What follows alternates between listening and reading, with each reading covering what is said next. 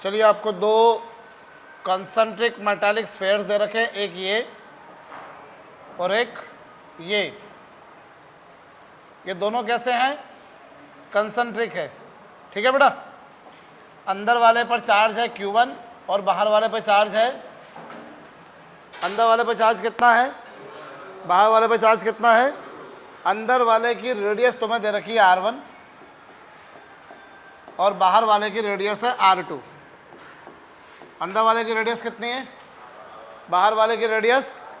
आपको फटाफट से 5 पोजीशंस, पहली पोजीशन जब R की वैल्यू R1 से कम है, दूसरी पोजीशन जब R की वैल्यू R1 से ज़्यादा,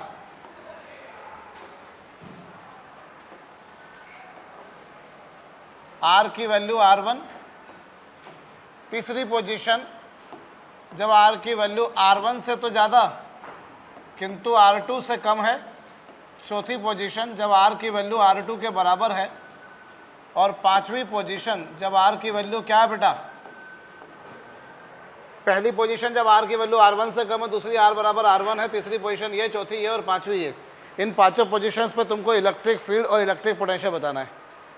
क्या बताना इन पांचों पोजीशंस पर? इलेक्ट्रिक फील्ड और इलेक्ट्रिक। हो जाओ शुरू, हो जाओ। पांचों पोजीशंस पर इलेक्ट्रिक फील्ड इलेक्ट्रिक पोटेंशियल बताना है। किया बेटा? पहला वाला क्या होगा?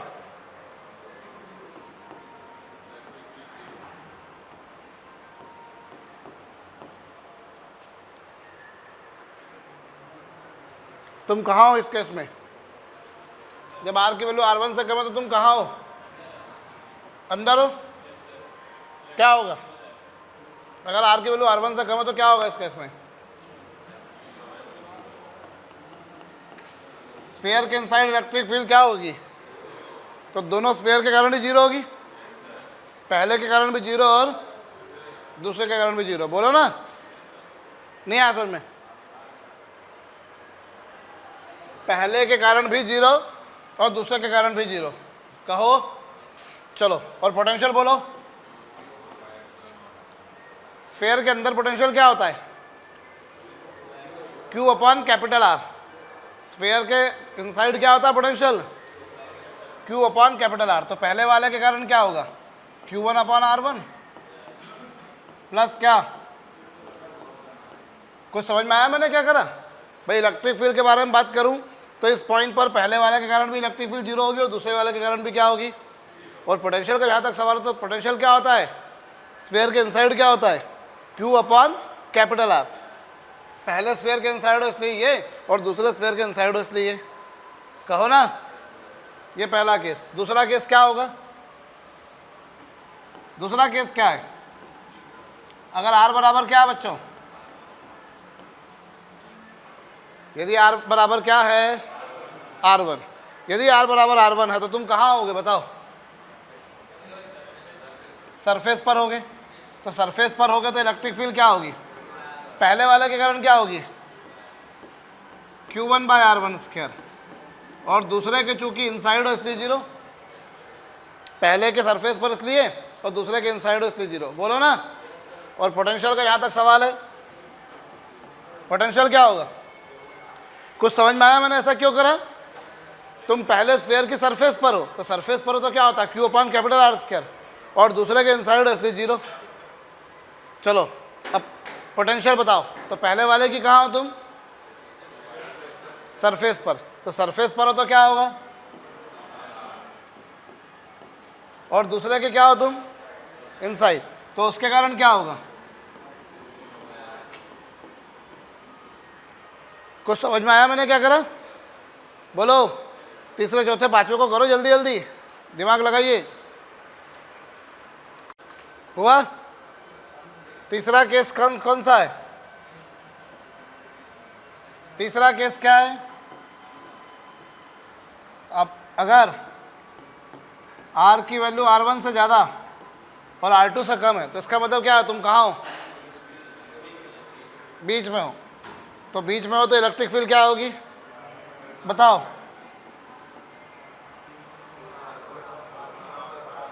कितना?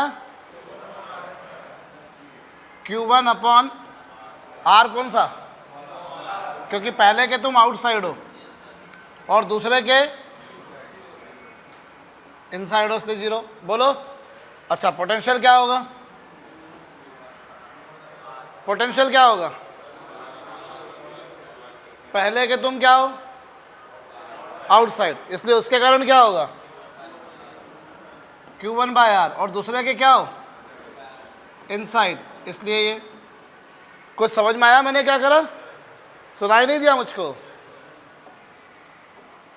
समझ गए? हाँ बोलो। पहले के तुम आउटसाइड हो इसलिए Q अपॉन स्मॉल r, और दूसरे के इनसाइड हो इसलिए Q अपॉन कैपिटल R। कुछ समझ में आया मैंने क्या करा हर्षित? चौथा केस कौन सा जिसमें तुम कहाँ हो, यहाँ हो, चौथा केस। चलो R is equal to R2, बताओ इलेक्ट्रिक फील्ड क्या होगी,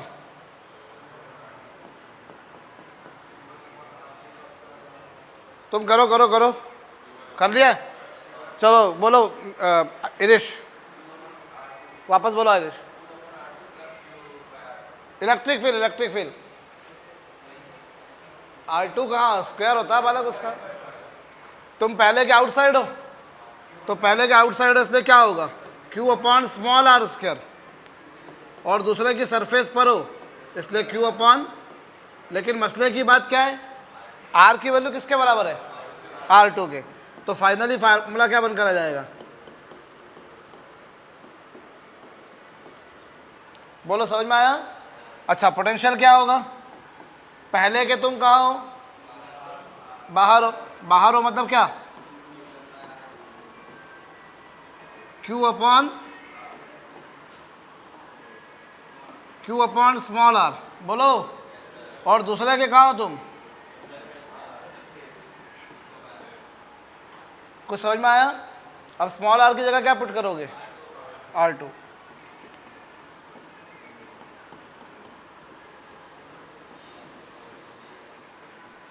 ठीक। चलो अभी कौन सा केस, पांचवा केस में कहाँ हो तुम,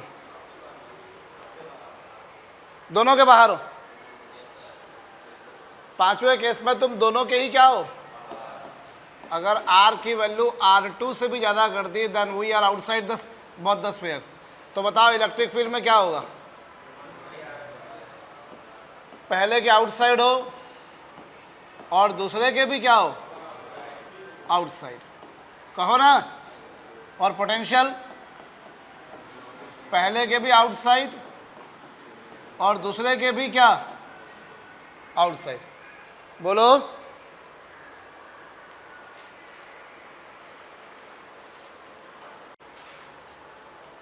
किसने किसने कर लिया था, ये 3 करे थे।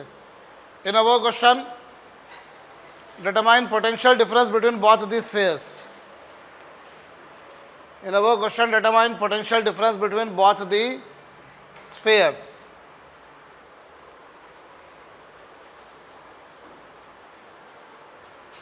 Determine potential difference between both the spheres.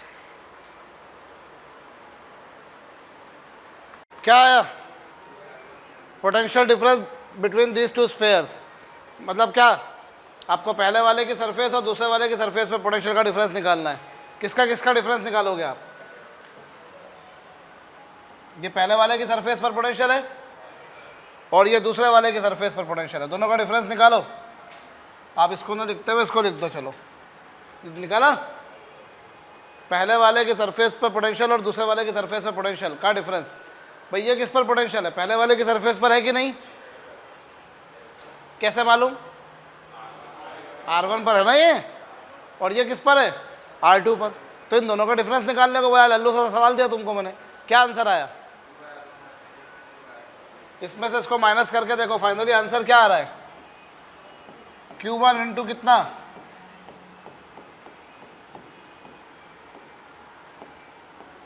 वो ये आ रहा है, चेक करो, क्योंकि Q2 बाय R2 दोनों में कैंसिल हो जाएगा, Q2 बाय R2 क्या हो जाएगा दोनों में, मैंने यहाँ एक्चुअली किस में डिफरेंस निकाला है, पहले वाले की सरफेस माइनस दूसरे वाले की सरफेस के पोटेंशियल का डिफरेंस, V1 माइनस V2। बोलो यही आ रहा है या नहीं आ रहा है?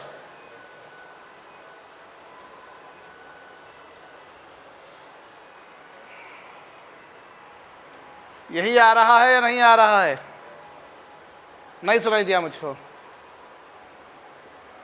चेक करो भैया, पहले वाले पे से दूसरे वाले को सब्ट्रैक्ट करो फास्ट।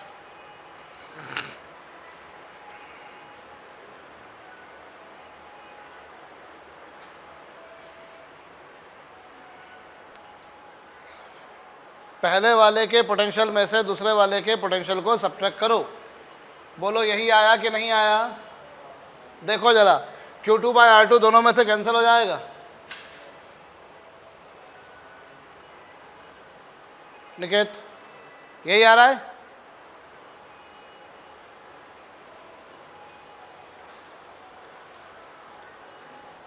अब ये लल्लू सी बात है, मैंने क्यों दी है, इसके पीछे कॉन्सेप्ट है, इसके पीछे एक रीज़न है। रीज़न क्या है भैया, तुम यहाँ समझना कि दोनों स्फेयर्स के बीच का जो पोटेंशियल डिफरेंस है वो उसमें केवल Q1 लिखा हुआ है, मतलब अंदर वाले स्फेयर पे कितना चार्ज है वो लिखा हुआ है। बाहर वाले स्फेयर पे कितना चार्ज है कहीं लिखा हुआ आया क्या? बाहर वाले स्फेयर पे कितना चार्ज है कहीं लिखा हुआ आया क्या? क्या मतलब हुआ इसका?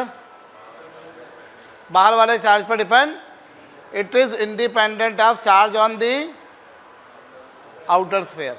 ठीक है, potential difference between surfaces of both the spheres, लिख लो, potential difference between surfaces of both the spheres, potential difference between the surfaces,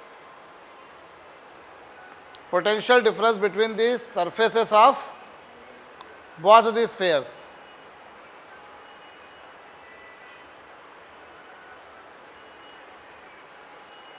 potential difference between the surfaces of both the spheres depends upon the charge on inner sphere only, depends on the charge on of inner sphere only,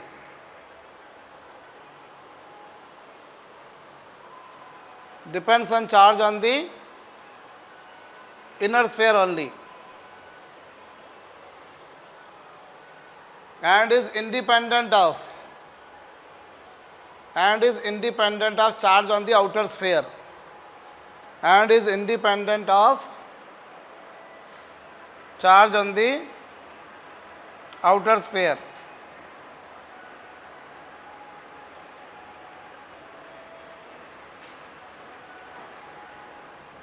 and is independent of charge on the sphere of outer sphere, है ना भैया, outer, and is independent of charge on the outer sphere।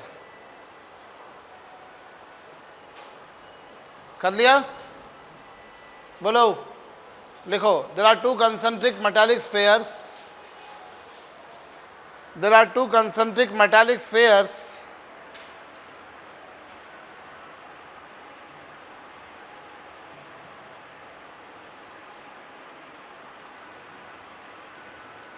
there are two concentric metallic spheres, inner is having charge Q and outer is neutral, inner is having charge Q and outer is neutral,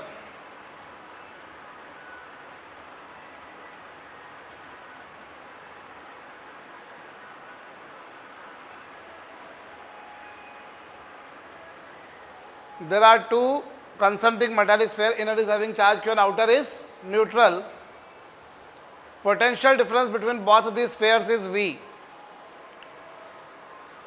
potential difference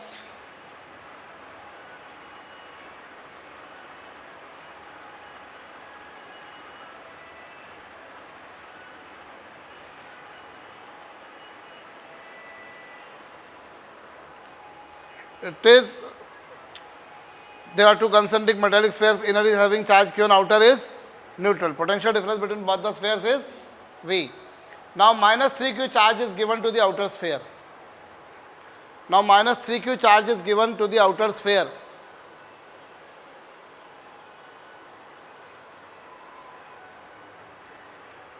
Now minus 3q charge is given to the outer sphere. What will be new potential difference between them? Now minus 3q charge is given to the outer sphere. What will be new potential difference between them?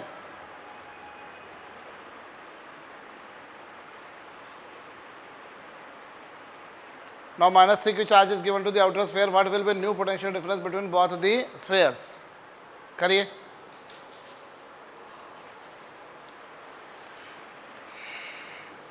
क्या answer बोलो भाई. तुम्हारे को क्या बोला है यहाँ पर?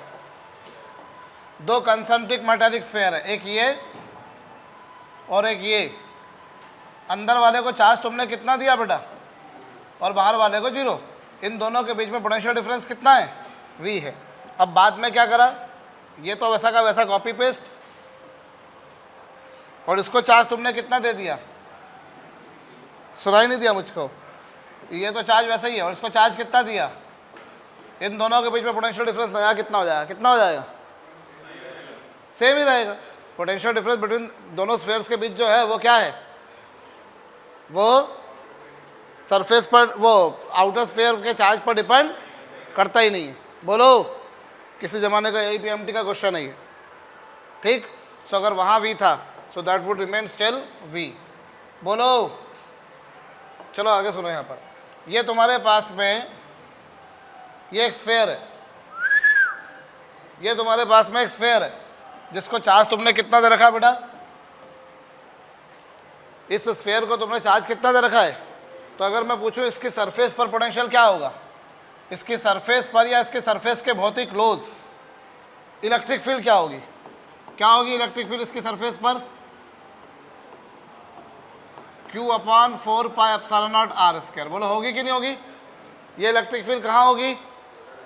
सरफेस पर. या तो तुम सरफेस पर बोल दो, या तो तुम क्या बोल दो? सरफेस पर, या फिर क्या?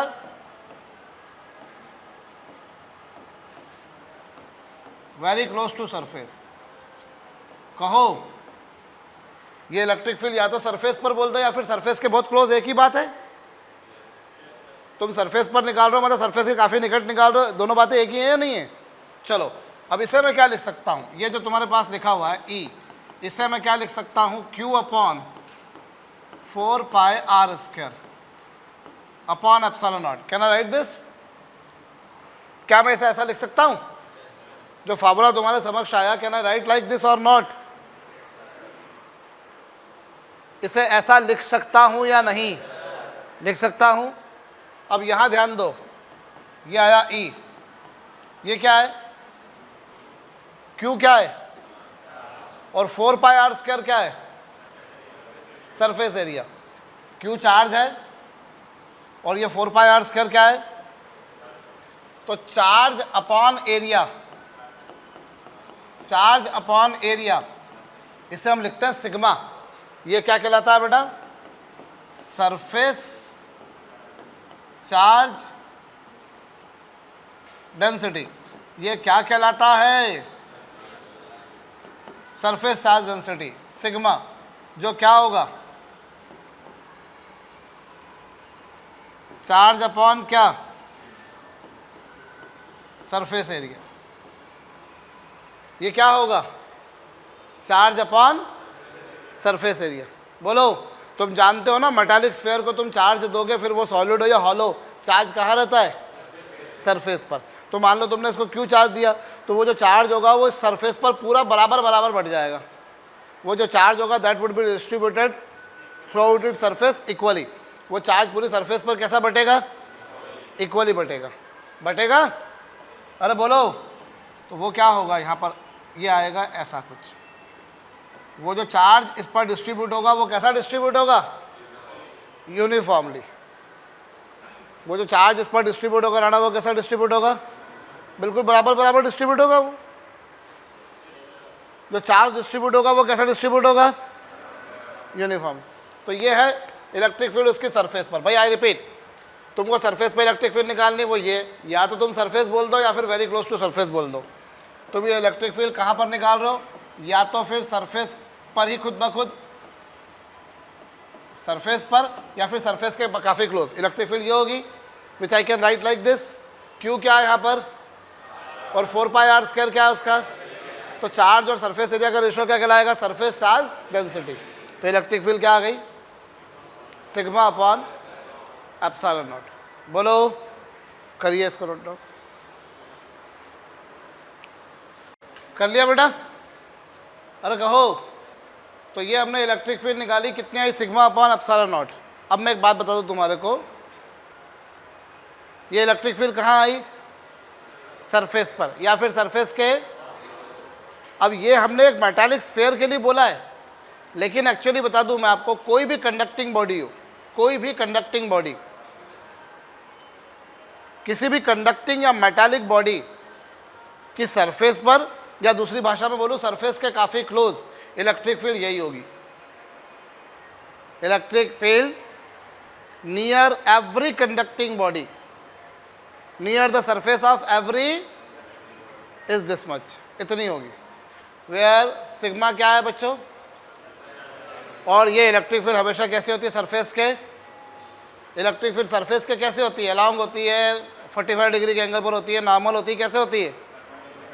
कैसी होती है? इलेक्ट्रिक फील्ड कंडक्टिंग बॉडी की कैसे होती है बेटा? उसके अलॉन्ग होती है या उसके परपेंडिकुलर होती है? कैसे होती है? हमेशा उसके परपेंडिकुलर होती है। इलेक्ट्रिक फील्ड लाइंस हमेशा नॉर्मली निकलती है, नॉर्मली एंड होती है, यही बोलते ना तुम? बोलो, अरे कहो, लिख लो। Electric field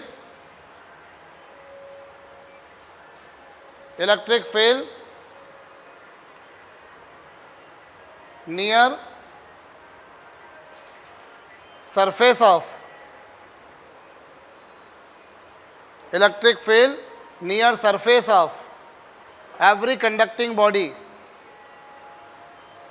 electric field near surface of every conducting body is sigma upon epsilon naught.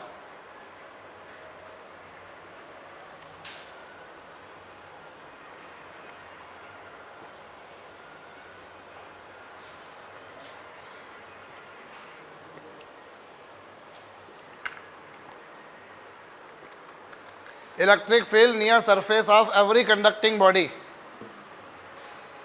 Electric field near surface of every conducting body कितनी होती है?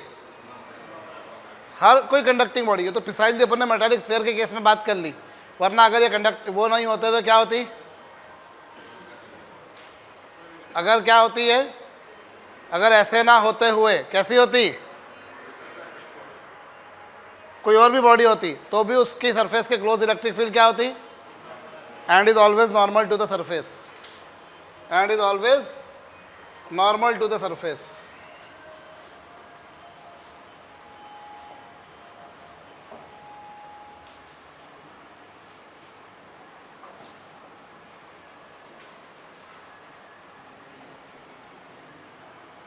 चलो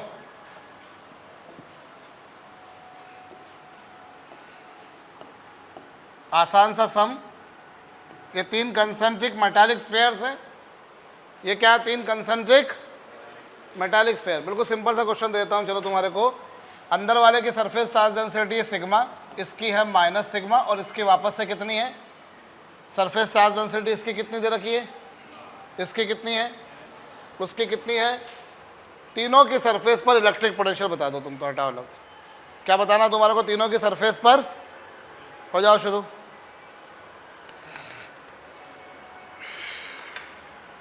तीनों की सरफेस पर इलेक्ट्रिक पोटेंशियल बताइए। लल्लू समय कुछ भी नहीं है इसमें भाई। पोटेंशियल पहले तीनों के चार्जेस निकाल दो। सरफेस चार्ज डेंसिटी क्या होती है? Charge upon surface area. तो इसमें कौन सा बहुत अनोखा काम दे दिया मैंने? चार्ज क्या होगा? ये होगा कि नहीं होगा भाई? चार्ज डेंसिटी क्या होती है? Charge upon area. तो चार्ज क्या होगा? सरफेस डेंसिटी इनटू क्या? एरिया। तो पहले वाले पे चार्ज क्या आएगा? 4 पाई सिग्मा ए स्क्वायर। इस पे चार्ज क्या होगा? 4 पाई सिग्मा बी स्क्वायर। और इस पे चार्ज क्या होगा? 4 पाई सिग्मा सी स्क्वायर। नहीं आ समझ में? अरे आया कि नहीं आया? सिग्मा इज इक्वल टू ये होता है या नहीं होता है? तो फिर चार्ज क्या होगा? दोनों का मल्टीप्लिकेशन। तो पहले वाले का एरिया कितना है? पहले वाले की रेडियस ए है, तो पहले वाले का सरफेस एरिया कितना? 4 पाई स्क्वायर। बीच वाले का कितना? और बाहर वाले का कितना? 4 पाई सिग्मा सी स्क्वायर। बोलो ना, चार्ज है तुम्हारे पास तो पोटेंशियल निकाल सकते हो या नहीं निकाल सकते हो? निकालो ना यार, फिर यार तुम यार निकालो। हो गया भाई? पहले वाले की सरफेस पर पोटेंशियल क्या होगा? पहले वाले के कारण 1/4 पाई एप्सिलॉन नॉट तो कॉमन आ गया। अब क्या होगा? पहले वाले के कारण क्या होगा? पहले वाले का चार्ज अपॉन पोटेंशियल, पोटेंशियल ए, दूसरे वाले के इनसाइड हो इसलिए, और तीसरे वाले के भी इनसाइड हो इसलिए। कुछ समझ में आया मैंने क्या करा? कुछ समझ में आया मैंने क्या करा? क्या करा? मैं पहले वाले के सरफेस से पोटेंशियल निकाल रहा हूं, तो पहले वाले के सरफेस पे क्या होगा? 1/4 पाई एप्सिलॉन। पहले वाले के सरफेस पे इसलिए क्यू अपॉन कैपिटल आर, दूसरे के इनसाइड हो इसलिए क्यू अपॉन कैपिटल आर, और तीसरे के भी इनसाइड हो इसलिए क्यू अपॉन कैपिटल आर। बोलो ना। और फिर क्या होगा? Q1 Q2 और Q3 की वैल्यू रखो यहाँ पे जरा जल्दी से। 4 पाई तो कॉमन निकाल के क्या हो जाना है? कैंसल। क्या आ रहा है बताओ? Sigma upon epsilon not. Answer क्या आ रहा है? A माइनस बी प्लस सी। ये पहले वाले के सरफेस पे पोटेंशियल आया? आया? दूसरे पे निकालो। मैंने क्या करा समझ में नहीं आया हो मेरे से पूछ सकते हो। अब है समझ में आ गया? भाई पहले वाले के सरफेस पर इसलिए क्यू अपॉन कैपिटल आर, दूसरे के इनसाइड हो इसलिए क्यू अपॉन कैपिटल आर, और तीसरे के भी इनसाइड हो इसलिए क्यू अपॉन कैपिटल आर। कहो आयरिश, समझ में आया? नहीं आया है? कहाँ दिक्कत है बताओ? किसी भी स्फीयर के सरफेस पर पोटेंशियल होता है क्यू अपॉन कैपिटल आर, और स्फीयर के इनसाइड भी होता है क्यू अपॉन कैपिटल आर। तो पहले वाले के सरफेस पर हो इसलिए क्यू अपॉन कैपिटल आर, उसका क्यू कितना है? वो ये रखो वहां पर बाद में। और इधर क्या? दूसरे के इनसाइड हो इसलिए Q2 अपॉन कैपिटल आर, और उसकी कैपिटल आर बी है, और तीसरे के भी इनसाइड हो इसलिए Q अपॉन कैपिटल आर, और उसकी कैपिटल आर सी है। बोलो जॉर्डी, समझ में आया?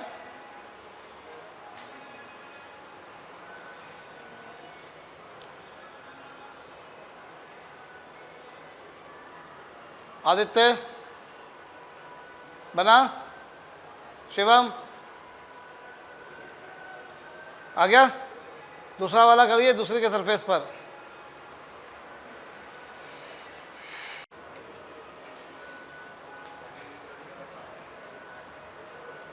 अभी दूसरे वाले के सरफेस पर यहां तो क्या होगा पोटेंशियल बताओ? 1/4 पाई एप्सिलॉन नॉट तो कॉपी पेस्ट। अब जो ये आ रहा है ये पहले वाले के क्या है? बाहर है। पहले वाले के बाहर है इसलिए स्मॉल आर, दूसरे वाले की सरफेस पर है इसलिए क्या? कैपिटल आर, और तीसरे वाले के अंदर है इसलिए भी कैपिटल आर। बोलो। अच्छा स्मॉल आर की वैल्यू बाद में तुम क्या रख दोगे? बी रख दोगे।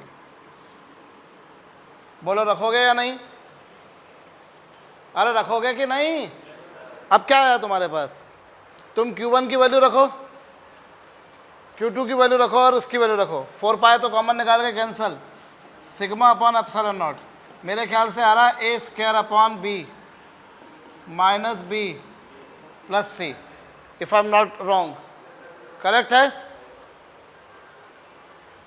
बोलो। तीसरे वाले का करा?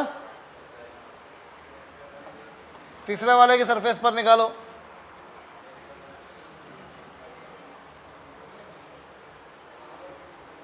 तीसरे वाले की सरफेस पर निमिषा समझ में आ रहा है?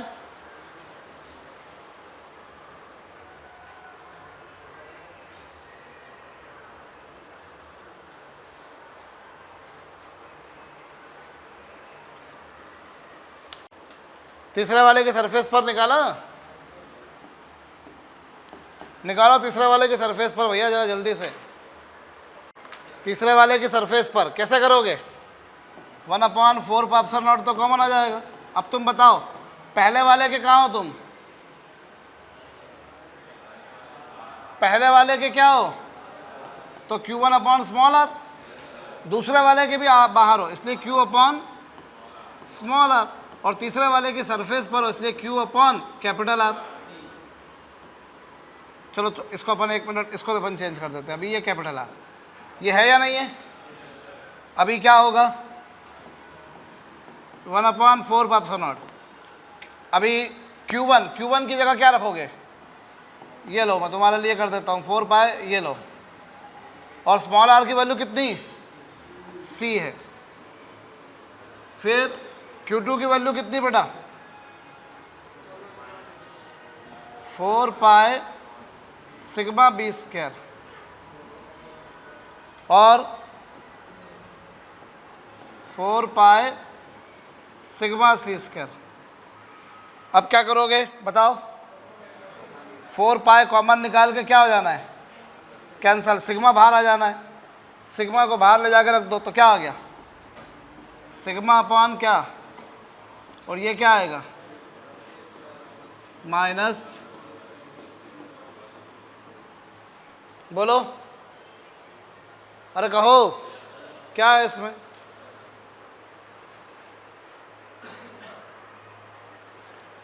कुछ ऐसा है ही नहीं, सीधी सीधी बात है भैया।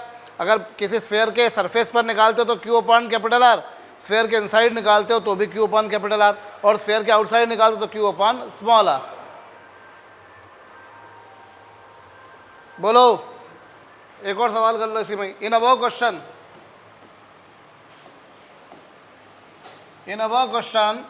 if C is equals to A plus B, in above question if C is equals to A plus B, then find relation among V1, V2 and V3. In above question if C is equals to A plus B, then find relation amongst V1, V2 and V3.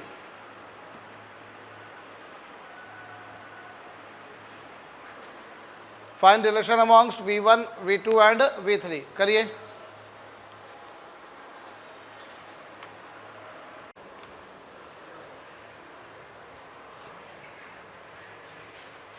कुछ नहीं है, बिल्कुल जो पहली वाली problem है बस उसके जैसा, बस उसमें C की जगह क्या रख देना है तुम्हारे को। तो V1 क्या आया? V1 क्या है? सिग्मा अपॉन एप्सिलॉन नॉट, और क्या था? A minus B plus C की वैल्यू कितनी? B से B क्या हो गया? आंसर क्या आ गया? 2 सिग्मा A अपॉन ये V1 आया।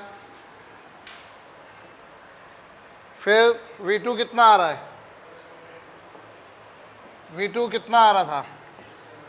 Sigma upon epsilon not A square upon B minus B plus क्या? B से B क्या हो गया वापस से, और इसमें से A कॉमन निकाल दो। चलो ये एक और स्टेप लिखे देता हूँ मैं, ये लो A square upon B plus A को कॉमन निकालो, क्या आया? सिग्मा A अपॉन, और ये क्या हो जाएगा?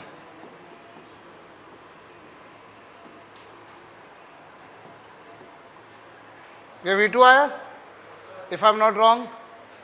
अच्छा, A प्लस B की जगह तुम चाहो तो क्या लिख सकते हो? C लिख सकते हो। तो कितना आ जाएगा? सिग्मा AC अपॉन क्या? क्या आया? समझ में आया कुछ? ये V2 आया। अच्छा, V3 क्या था? रखो, V3 क्या था? सिग्मा अपॉन एप्सिलॉन नॉट, और क्या था? A square minus B square upon C plus C लिखा था वहाँ पर, ये लो।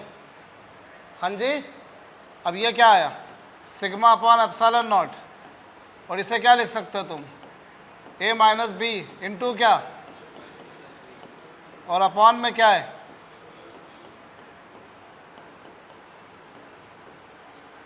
क्या कुछ हो रहा है यहाँ पर, c से a प्लस बी क्या हो गया बेटा, कैंसल हो गया, तो क्या आया, सिग्मा अपॉन इंटू कितना आ रहा है वो 2a। तो फाइनली अगर तुम यहाँ पर ये देखो तो तुमको क्या मिला, v3 बराबर तो क्या मिल गया v1, बाकी v2 तो कुछ ऐसा आ नहीं रहा,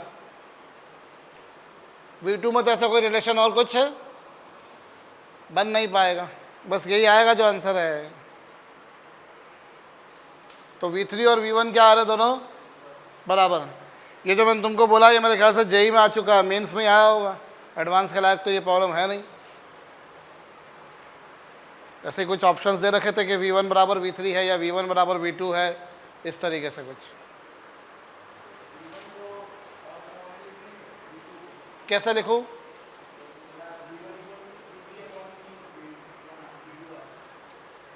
है बेटा,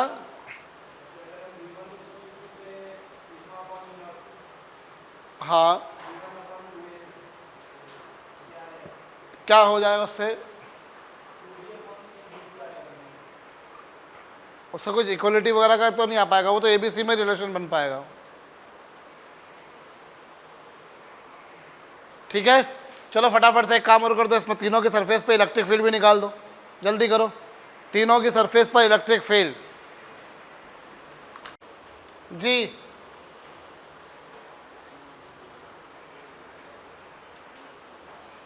हाँ जी,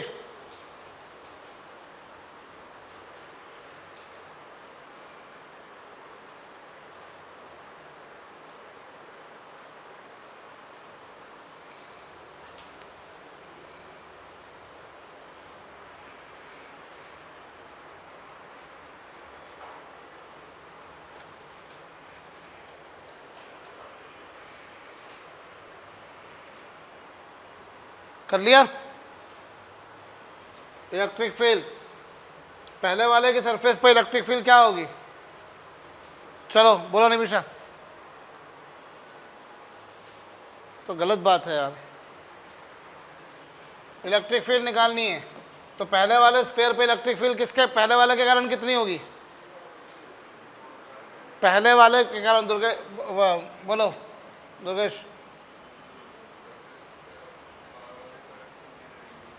हाँ उसके खुद के कारण कितनी होगी, 1/4 पाप एप्सिलॉन नॉट। पहले खुद के कारण क्या होगी, अगर मैं देखूं तो उसके खुद के कारण क्या होगी, ये यही होती है ना, और दूसरे के कारण कितनी होगी भाई। अगर मैं इलेक्ट्रिक फील्ड की बात करूं तो मुझे एक बात बताओ, चलो 1/4 पाप एप्सिलॉन नॉट तो अपन ने कॉमन निकाल दिया, अब पहले वाले के कारण क्या होगी, खुद के कारण, और दूसरे के कारण 0, और तीसरे के कारण भी 0, बोलो ना होगी। अभी Q1 की वैल्यू कितनी है, 4 पाई सिग्मा ए स्क्वायर अपॉन क्या, 4 pi epsilon not a square. Finally answer क्या आएगा, ये किसके कारण आई, चलो दूसरे के सरफेस पे बोलो, अभी तुमने पहले की सरफेस पर निकाली थी, अब दूसरे के सरफेस पर निकालो, बोलो क्या होगा, 1/, क्या होगा, पहले वाले के तुम कहाँ हो, आउटसाइड, दूसरे के कहाँ हो, सरफेस पर, और तीसरे के कहाँ हो, कितनी होगी, ये 1/4 पाई एप्सिलॉन नॉट। Q1 की वैल्यू कितनी है, 4 पाई सिग्मा ए स्क्वायर अपॉन क्या, और ये क्या होगी, स्मॉल आर की वैल्यू b है, हाँ दूसरे वाले के कारण क्या होगा,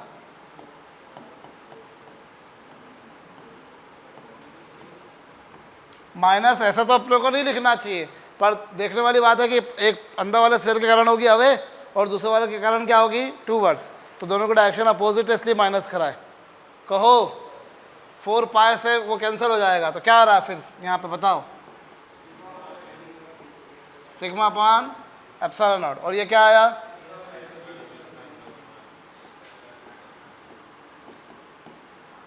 कहो, ठीक। चलो और तीसरे वाले के कारण क्या, तीसरे की सरफेस पर इलेक्ट्रिक फील्ड क्या होगी बताओ, फिर वही घिसी पिटी सी बात,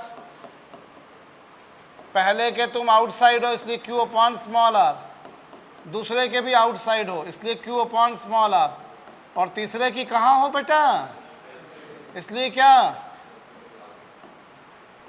बोलो, ये 4 पाई एप्सिलॉन नॉट, यहाँ रखो 4 पाई सिग्मा ए स्क्वायर अपॉन सी स्क्वायर, फिर इसके कारण टूवर्ड्स होगी इसलिए माइनस कर दिया 4 pi sigma B square upon C square, और ये क्या 4 पाई सिग्मा सी स्क्वायर, और अपॉन में भी क्या अभी कुछ कैंसिल हो रहा है, 4 पाई तो कैंसिल, कितना आ गया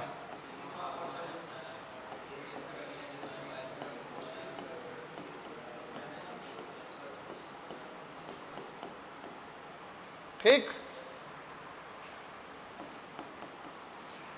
सिंपल सिंपल सी बात है। देख रहे हैं भैया हम लोग, हमने जो गॉस लॉ की एप्लीकेशंस पढ़ना शुरू करी हैं उसमें सबसे पहले तुमने कंडक्टिंग स्फीयर देखा, सॉलिड हो या हॉलो, अंदर चार्ज नहीं जाना, और अगर नॉन कंडक्टिंग हॉलो है तो अभी अंदर चार्ज नहीं जाना, बोलो ठीक है।